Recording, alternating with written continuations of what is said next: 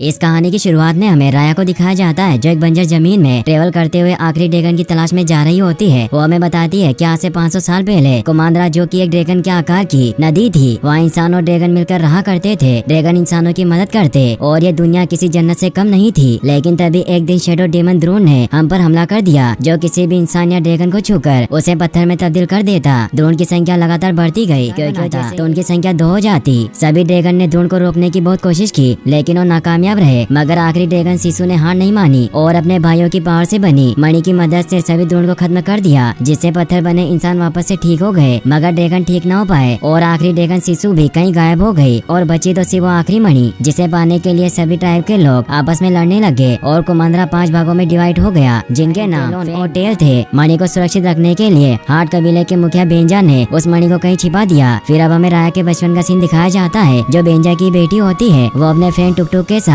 सभी ट्रेब को पार करते हुए उस सीक्रेट जगह पर पहुंच जाती है जहाँ सिसु की मणि रखी हुई थी। मगर तभी बेंजा वहाँ पर आ जाते हैं। राया उन्हें कहती है कि मैं जानती हूँ कि मुझे रोकना आपका काम है, लेकिन आप मुझे नहीं रोक पाएंगे। तो बेंजा उसे कहते हैं कि मैं तुम्हें ड्रैगन मणि के चक्र में पाँव नहीं रखने दूंगा, और अगर तुमने उस चक्र में पाँव रख दिया, दोनों आपस में लड़ने लगते हैं। लेकिन राया बेंजा से नहीं जीत पाती। मगर जब वो नीचे देखते हैं तो उन्हें पता चलता है कि राया ने चक्र में पाँव रख दिया है, जिससे वो खुश होते हैं और राया को बताते हैं कि सदियों से हमारे परिवार ने इस मणि की रक्षा की और अब तुम भी इस मणि की रक्षक हो। राया से खुश होती है। फिर वो वापस महल में आ जाते हैं, जहाँ बेंजा राया को बताते हैं कि मैंने बाकी ट्राइब के लोगों को आज डिनर पर बुलाया है। तो राया उन्हें कहती है कि वो सब तुम्हारे दुश्मन है। तो बेंजा उसे बताते हैं कि वो हमें दुश्मन समझते हैं क्योंकि उन्हें लगता है कि सिसु का हीरा हमें खुशहाली देता है, मगर ये सच नहीं है। फिर वो राया को सबका नाम ड्रैगन के एक अंग पर है, क्योंकि पहले हम सब एक हुआ करते थे जिसका नाम था कुमांद्रा, लेकिन ये दोबारा मुमकिन हो सकता है अगर हम एक दूसरे का विश्वास करें, और मेरा विश्वास है कि हम जल्दी एक होंगे। इसीलिए मैंने इसकी पहले शुरुआत की है और सभी को खाने पर बुलाया। तो राया भी उनकी बात समझ जाती है और अब सभी राज्यों के लोग वहाँ पर आ जाते हैं। बेंजा उन सभी का स्वागत करते हुए बताते हैं कि हम सदियों से दुश्मन रहे हैं, लेकिन आज हम सब कुछ भुलाकर वापस कुमांद्रा बन सकते हैं। लेकिन सभी इसके लिए तैयार नहीं होते।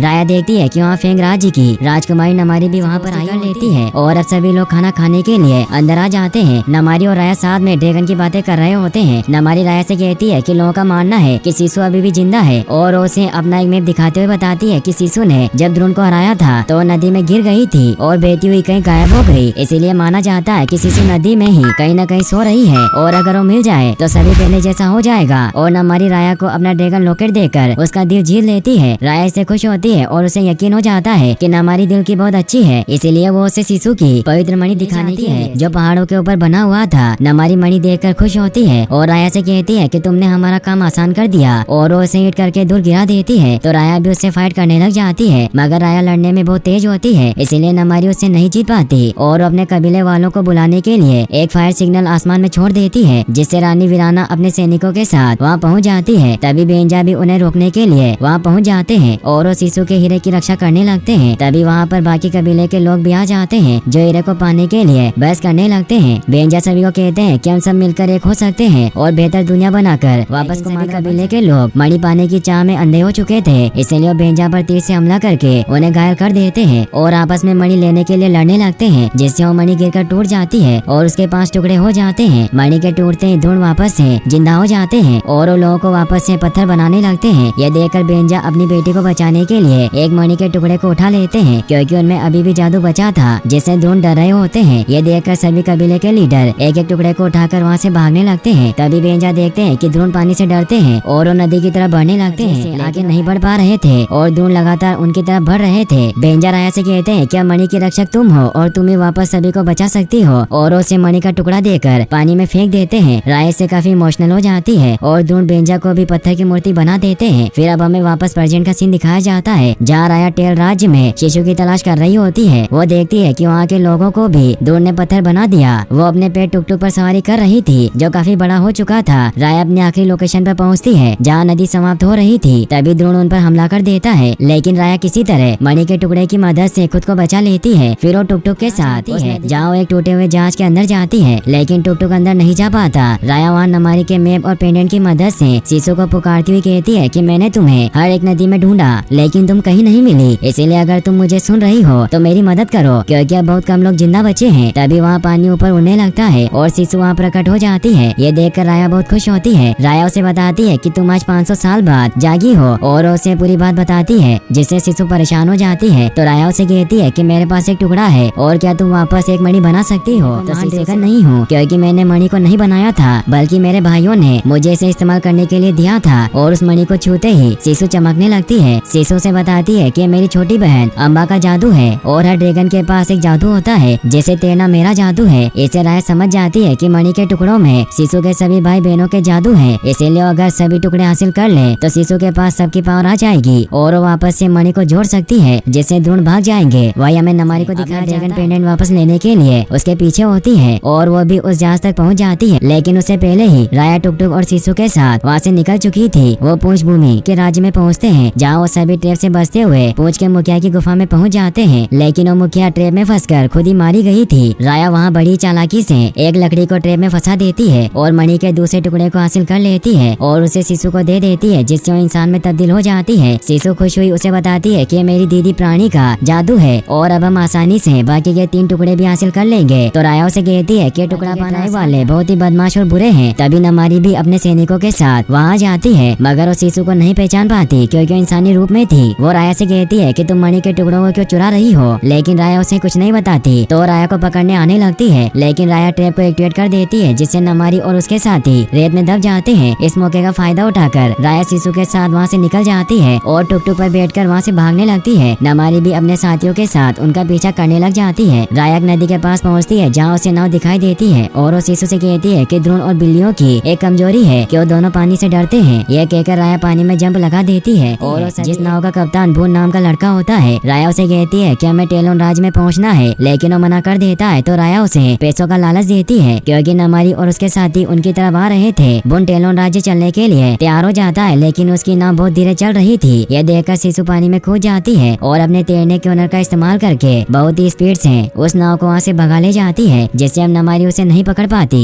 वही शिशु अब इतने सालों बाद पानी में आकर बहुत खुश होती है। राया उसे कहती है कि तुम्हें अपने असली रूप में भून के सामने नहीं आना चाहिए। तो शिशु से कहती है कि वो सिर्फ एक बच्चा है, लेकिन राया उसे कहती है कि इंसान बहुत लाल के टुकड़े मिलने तक इंसान बनी रहो। तो शिशु भी उसकी बात मान लेती है और इंसानी रूप में वापस बाहर आ जाती है और वो साथ में खाना खाने लगते हैं। आगे बढ़ते बढ़ते उन्हें रात हो जाती है, जहाँ रास्ते में उन्हें बहुत सारे दूर नजर आते हैं, लेकिन वो पानी की वजह से उनके पास नहीं आ सकते थे। बुन राया को बताता है कि मैं दूर से बचने के लिए हमेशा नाव में रहता हूँ, लेकिन मुझे बात समझ नहीं आती कि आखिर ध्रुव कौन है और कहाँ से आए। तो शिशु से बताती है कि ध्रुव इंसानों के झगड़े से जन्मे शैतान है, जो सब कुछ खत्म करना चाहते हैं। बुन उन्हें बताता है कि ध्रुव ने हमसे हमारा परिवार छीन लिया। तो सभी अपनों के खोने के गम में लगते हैं कि टेलोन पहुँच चुके हैं, जो एक बहुत ही बड़ा पानी में बसा हुआ राज्य होता है, जिसकी वजह से ध्रुव अभी तक उनका कुछ नहीं बिगाड़ पाए थे। राया शिशु को बताती है कि यहाँ के लोग बहुत बदमाश हैं और मैं जानती हूँ कि मणि का अगला टुकड़ा टेलोन के मुखिया के पास है, इसीलिए मैं अकेले जाकर उसे हासिल कर लूंगी और तुम यहीं रहकर मेरा इंतजार करोगी। और वो टुकटुक के साथ टेलोन राज्य में चली जाती है, मगर रास्ते में उसे एक रोती हुई छोटी बच्ची दिखाई देती है, जिसे राया उठा लेती है, जिसका नाम नोई होता है। लेकिन ये नोई की एक चाल होती है और उसके बंदर दोस्त टुकटुक पर चढ़कर मणि के 2 टुकड़े लेकर वहाँ से भागने लग करके उसे नीचे गिरा देती है। ये देखकर राया को गुस्सा आता है और उसे पकड़ने के लिए उसके पीछे पड़ जाती है, मगर वो लड़की और बंदर बहुत तेज होते हैं, जो बहुत तेजी से भाग रहे थे। लेकिन राया टुकटुक की मदद से उन्हें पकड़ लेती है और अपने मणि के टुकड़े वापस ले लेती है। राया नोई से पूछती है कि तुम्हारे माँ बाप कहाँ है, लेकिन वो कोई जवाब नहीं देती और एक लंगूर उसे इशारों में बताता है कि वो पत्थर बन गए। तो राया उन्हें अपनी टीम में शामिल कर लेती है। नोई अपने दोस्तों के साथ सैनिकों का ध्यान भटकाती है, जिससे राया मुखिया के पास पहुँच जाती है, लेकिन वहाँ मुखिया नहीं बल्कि कोई और होता है, जो उसे बताता है कि मुखिया काफी और मणि का टुकड़ा एक बूढ़ी चोरनी के पास है, जिसका नाम डेंगू होता है। वही हमें शिशु को दिखाया जाता है, जो बाजार में पहुँच जाती है और वहाँ से तोहफे लेने लगती है, लेकिन उसके पास पैसे नहीं होते, इसीलिए दुकानदार उसे घेरने लग जाते हैं। तो शिशु ने कहती है कि मैं सब उधार में ले रही हूँ और इनके पैसे मेरी दोस्त राया दे देगी, जिसके पास पैसे हैं। और वो गलती से मणि के टुकड़ों का भी नाम ले देती है, जिससे वो बुरी चोर उसे अपने साथ ले जाती है। वो शिशु से कहती है कि मैं तुम्हें मुखिया के पास लेकर जा रही हूँ, इसीलिए उसे पानी से दूर एक टापू पर ले जाती है, जहाँ ध्रुव मौजूद होते हैं। वो शिशु से कहती है कि मुझे बता दो कि तुमने बाकी के टुकड़े कहाँ रखे हैं। शिशु से कहती है कि मैंने तुम पर भरोसा किया था। तभी राया वहाँ पर आ जाती है, जो उस बुढ़ी चोर यानी डेंगू से मणि का टुकड़ा लेकर शिशु को बचा लेती है। उस मणि को छूते ही शिशु के पास धुएं की पावर आ जाती है, जो पावर उसके भाई जगान का जादू होता है। फिर वो वापस से नाव पर आ जाते हैं, जहाँ पर नोई भी अपने 29 बंदर दोस्तों के साथ खाना खा रही होती है, क्योंकि राया ने उससे वादा किया था कि मदद के बदले वो उसे खाना देगी। और अब वो सभी साथ में स्पाइन राज्य की तरफ निकल जाते हैं। रास्ते में शिशु बहुत दुखी होती है, क्योंकि उस बूढ़ी औरत ने उसे धोखा दिया था, इसीलिए राया से कहती है कि इंसान बहुत झूठे होते होते हैं तो राया उसे कहती है कि दुनिया तबाह हो चुकी है, हम किसी पर भरोसा नहीं कर सकते कि हम एक होकर वापस कुमांद्रा बन सकते हैं, लेकिन ऐसा कभी नहीं होगा क्योंकि बाकी कबीले के लोग एक दूसरे पर विश्वास नहीं करते। तो सिसु से कहती है कि तुम्हें कोशिश करनी चाहिए। तो राया कहती है कि मैंने कोशिश की और नमारी से बचपन में दोस्ती की, लेकिन उसने मुझे धोखा दिया और उसकी वजह से ये सब हो रहा है और मैं बस अपने पापा को वापस लाना चाहती हूँ। तभी बून उन्हें बताता है कि हम स्पाइन राज्य पहुँच चुके हैं। स्पाइन राज्य एक ठंडा बांस का जंगल होता है जहाँ बहुत ही लंबे चौड़े योद्धा परसों से अपने राज्य की हिफाजत करते थे। सिसु कुछ फल लेकर स्पाइन के मुखिया से मिलने के लिए भागने लग जाती थी कि अगर हम किसी पर भरोसा करें तो हमारे दोस्त बन सकते हैं। राया उसे रोकने जाती है मगर सिसु स्पाइन राज्य के द्वार को खटखटाती है जिससे वो एक ट्रैप में फंस जाते हैं। उनकी जगह खुलती है तो दोनों रस्सी से बंधे हुए होते हैं। तभी स्पाइन के मुखिया टोंग उनके सामने आ जाते हैं जो उनसे कहता है कि मैं जानता हूँ कि तुम यहाँ मणि का टुकड़ा चुराने आए हो क्योंकि तुम्हारे पास तीनों टुकड़े हैं और अब मैं तुम्हें इस काम की बहुत बुरी सजा दूंगा। लेकिन जब राया उससे पूछती है कि तुम हमें क्या सजा दोगे तो टोंग के पास कोई जवाब नहीं होते, जिससे राया समझ जाती है कि उसके पास कोई प्लान नहीं है। तभी बून और नोई अपने दोस्तों के साथ टोंग पर हमला करके उसे दूर गिरा से बांध देते हैं। तभी वहाँ नमारी अपनी सेना लेकर राया को पकड़ने के लिए आ जाती है क्योंकि उससे सारे मणि के टुकड़े छीनना चाहती थी, इसीलिए वो राया को बाहर बुलाती है। राया वहाँ देखती है कि स्पाइन के सभी योद्धा पत्थर बन चुके हैं और अब टोंग अकेला बचा है। टोंग उसे बताता है कि मेरे लोग धूण से लड़े लेकिन उनसे नहीं जीत पाए और पत्थर बन गए। राया सभी मणि के टुकड़ों को सिसु को दे देती है और कहती है कि नमारी मुझे पकड़ने आई है, इसलिए मैं उन्हें यहाँ उलझा कर रखूंगी और तुम सब यहाँ से निकल जाना। और कुछ देर बाद में भी कहती है कि मेरे दोस्तों को बचाने में मदद करो। तो टोंग भी मान जाता है और राया अपने प्लान के मुताबिक बाहर आ जाती है। नमारी राया से लड़ने लगती है। इसका फायदा उठाकर राया के सभी दोस्त दूसरे रास्ते से निकल जाते हैं मगर राया नमारी से हार रही होती है। सिसु जब राया की हालत देखती है तो ड्रैगन बनकर राया को बचाने आ जाती है और वहाँ धुएं की पावर का इस्तेमाल करके सभी को चकमा देती है, लेकिन नमारी उसे देख लेती है और उस सिसु को देखकर बहुत हैरान होती है। राया के दोस्त भी ये सब देखकर हैरान होते हैं। फिर राया अपने दोस्तों के साथ वहाँ से बहुत दूर निकल जाती है। टोंग और बाकी सब कहते हैं कि हम भी आपकी दुनिया को बचाने में मदद करना चाहते हैं और टोंग अपनी मणि का टुकड़ा भी सिसु को दे देता है, जिससे सिसु के पास पानी की पावर आ जाती है जो उसके पेंगू भैया का जादू था। सिसु पानी के जादू की मदद से हवा में उड़ने लगती है। सभी से खुश होते हैं और अब सिर्फ उन्हें फेंग राज्य से आखिरी मणि हासिल करनी थी, इसीलिए वो फेंग राज्य की तरफ निकल पड़ते हैं। रास्ते में राया सभी को अपना प्लान बताती है कि फेंग राज्य पानी से घिरा हुआ है, इसीलिए हम वहाँ घुसपैठ और सैनिकों पर हमला करके मणि का आखिरी टुकड़ा हासिल कर लेंगे। लेकिन सिसु से कहती है कि तुम्हारा आइडिया बेकार है और उन्हें बनाकर नमारी के पास जाऊंगी और उसे दोस्ती कर लूंगी, जिससे वो मुझे मणि का आखिरी टुकड़ा भी दे देगी। सभी उसकी तरकीब से बहुत हैरान हो जाते हैं और सिसु से कहते हैं कि तुम्हारा आइडिया बेकार है क्योंकि फेंग राज्य के लोग धोखेबाज है और उनकी वजह से ये सब हुआ। राया भी उसे कहती है कि नमारी ने मुझे धोखा दिया था। तो सिसु राया को अपने साथ ले जाती है ताकि वो दूसरों पर विश्वास करना सीख सके। वो उसे हाट राज्य के उस किले में लेकर जाती है जहाँ पहले मणि रखी हुई थी। सिसु से बताती है कि यही 500 साल पहले मेरे भाइयों और बहनों ने मिलकर मणि बनाई थी जिसे उन्होंने मुझे जिंदा कर पाई, लेकिन ये सब मेरे और मेरे भाइयों के विश्वास की वजह से हुआ, इसीलिए तुम्हें भी नमारी पर भरोसा करना होगा जिससे तुम अपने बाबा के साथ साथ उनके सपने को भी पूरा कर पाओगी कि हम वापस कुमांद्रा बनेंगे। राया भी और सिसु की बात मान लेती है। वही हमें नमारी को दिखाया जाता है जो जब वापस अपनी माँ के पास लौटकर उन्हें बताती है कि हमने आखिरी ड्रैगन सिसु को देखा और वापस मणि जोड़कर सभी को बचा सकती है। तो रानी वीराना से कहती है कि अगर सब वापस आ गए तो जो कुछ भी हुआ उसका वो हमें ही दोष देंगे क्योंकि हमारी वजह से मणि टूटी थी, इसीलिए हमें सिसु के साथ साथ उन मणि के टुकड़ों को भी हासिल करना होगा जिससे हम साबित कर पाएंगे। वही नोई और उसके बंदर दोस्त नमारी के पास मिलने का मैसेज पहुंचा देते हैं और वो एक काम बहुत ही सावधानी से छिपते छिपाते करते हैं जिससे सैनिकों को उनके बारे में पता नहीं चलता।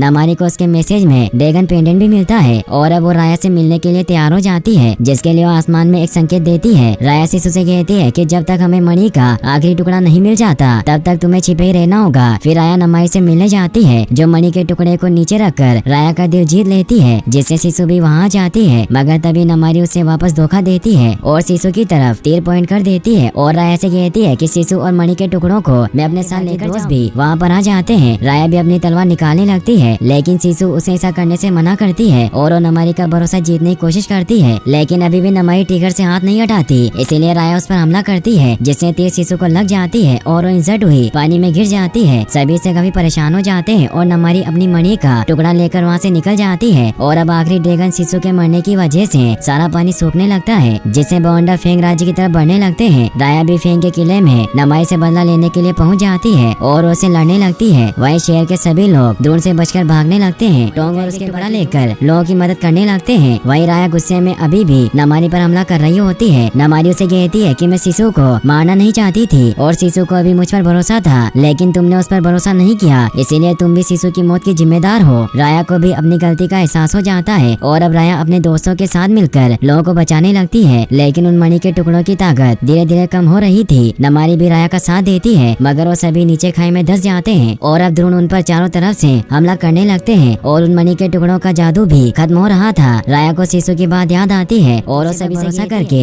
इन मणि के टुकड़ों को जोड़ना होगा, लेकिन सभी कहते हैं कि शिशु अब जा चुकी है। तो राया उन्हें कहती है कि शिशु ने कहा था कि हमें एक दूसरे पर भरोसा करना होगा, जिससे सब कुछ ठीक होगा। और राया अपने मणि के टुकड़ों को नमारी को दे देती है, जिससे वो पत्थर में तब्दील हो जाती है। और अब राया के सभी दोस्त भी अपना अपना टुकड़ा नमारी को दे देते हैं, जिससे वो सभी पत्थर में तब्दील हो जाते हैं। नमारी इससे काफी इमोशनल हो जाती है और उन सभी टुकड़ों को आपस में जोड़ देती है, मगर जादू नहीं होता और वो भी पत्थर में तब्दील हो जाती है। मगर अब नमारी पर किए भरोसे की वजह से वो मणि वापस से जगमगा उठती है और सारे ड्रोन को खत्म कर देती है। बारिश भी होने लगती है, जिससे सभी इंसानों के साथ साथ ड्रैगन भी वापस से जिंदा हो जाते हैं। राया और नमारी इससे खुश होती है और वापस से जिंदा कर देते हैं। शिशु सभी के साथ मिलकर हक करती है, जिससे वो खुश होते हैं। फिर दिखाया जाता है कि बोनटोंग और नोई अपने अपने परिवार से मिल जाते हैं। राया भी अपने डैड के पास जाती है और उनसे मिलकर बहुत खुश होती है और अब सभी कबीले वाले भी वहाँ पर आ जाते हैं और राया अपने डैड को बताती है कि अब हम सब एक होकर वापस कमांडर बन चुके हैं, जिससे सभी खुश होते हैं। और यहीं पर इस मूवी की हैप्पी एंडिंग हो जाती है। और गाइस, अगर आप ऐसे और वीडियोस देखना चाहते हैं तो आप एंड स्क्रीन पर क्लिक करके इस वीडियो को भी वॉच कर सकते हैं। साथ सब्सक्राइब करने के लिए आपका तहे दिल से शुक्रिया। Thanks for watching.